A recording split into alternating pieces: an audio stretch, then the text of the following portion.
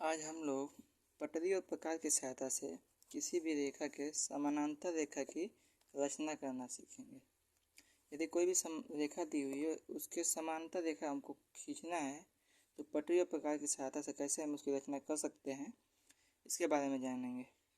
इसके लिए सबसे पहले हमको कोई एक रेखा खींचना होगा। मान लीजिए कोई एक रेखा हम खींच ले रहे हैं, इसका नामकरण कर देंगे। ये रेखा ए बी हो जाएगी। मान लीजिए ये रेखा ए बी है। अब हम क्या करेंगे, इस रेखा से बाहर कोई भी एक बिंदु मान लेंगे। अगले स्टेप में इस रेखा से बाहर कोई भी एक बिंदु मान लेंगे। मान लीजिए बिंदु यहाँ पे मैंने मान लिया। अब क्या करेंगे, इस बिंदु से इस रेखा को किसी तरह एक हल्का थोड़ा सा तिर्यक रेखा खींचकर ए बी रेखा को मिला देंगे।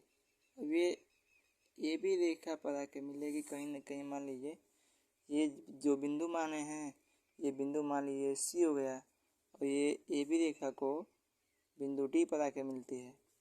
अब हम क्या करेंगे कि बिंदु सी और डी को केंद्र मानकर क्रमशः चाप खींचेंगे। बिंदु सी और डी को केंद्र मानकर क्रमशः चाप खींचेंगे। चाप खींचने में ध्यान देंगे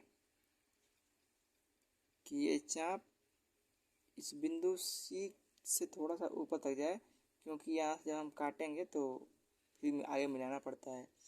अब बिंदु सी को केंद्र मानकर हम एक चाप खींच लिए, और बिंदु डी को इसी प्रकार केंद्र मानकर एक चाप खींचेंगे। इस प्रकार से खींचेंगे कि ये रेखा सी डी रेखा जो है और ए बी रेखा, इन दोनों को कट करें। अब क्या करेंगे, हम बिंदु सी और डी को केंद्र मानकर क्रमशः हम एक चाप इस प्रकार से खींच लेंगे।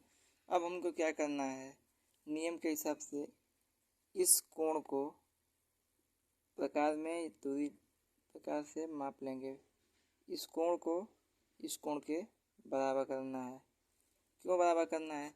क्योंकि हम जानते हैं अगर यदि कोई भी समानांतर रेखा है, यदि कोई भी दो समानांतर रेखाएं हैं, उसको कोई तिर्यक रेखा काटती है, तो ये अंतर एकांतर कोण आपस में क्या होते हैं, बराबर होते हैं। यदि ये कोण ए है, ये कोण 2 है, तो कोण 1 कोण 2 के बराबर होता है। यदि किसी भी दो समांतर रेखाओं को एक तिर्यक रेखा काटती है, तो इनका अंतर एकांतर कोण बराबर होता है। बस यही थ्योरी हमको इसमें अप्लाई करना है।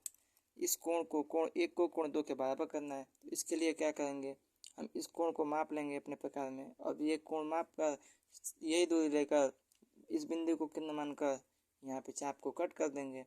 अब ये चाप को जहाँ पे कट कर रहा है, उस कटान बिंदु को बिंदु सी से होते हुए गुजार देंगे। एक ऐसी रेखा खींचेंगे जो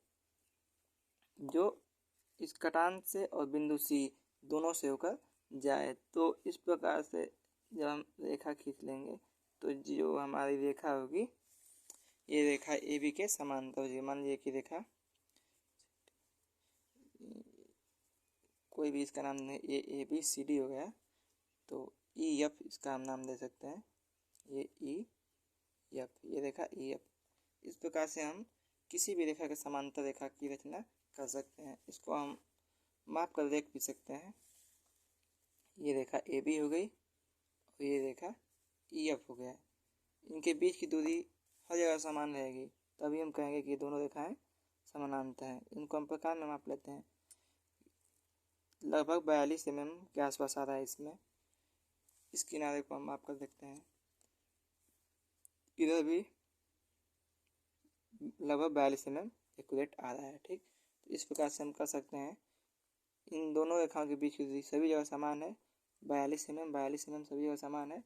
अतः ये दोनों रेखाएं एक दूसरे के समानांतर खींची जा चुकी हैं। ठीक, तो इस प्रकार से हम किसी भी रेखा के समानांतर रेखा की रचना कर सकते हैं।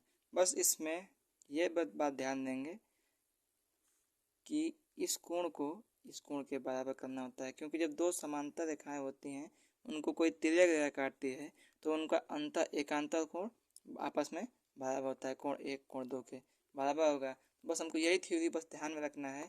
तो इस कोण को हम कोई तिर्यक रेखा खींच के इस कोण को इस कोण के बराबर कर देंगे और फिर जो रेखा खींचेंगे तो दोनों कोण आपस में जब बराबर होंगे तो ये दोनों रेखाएं हैं अपने आप समानांतर हो जाएंगे। ठीक, तो इस प्रकार से हम किसी भी रेखा के समांतर रेखा की रचना कर सकते हैं। Thank you.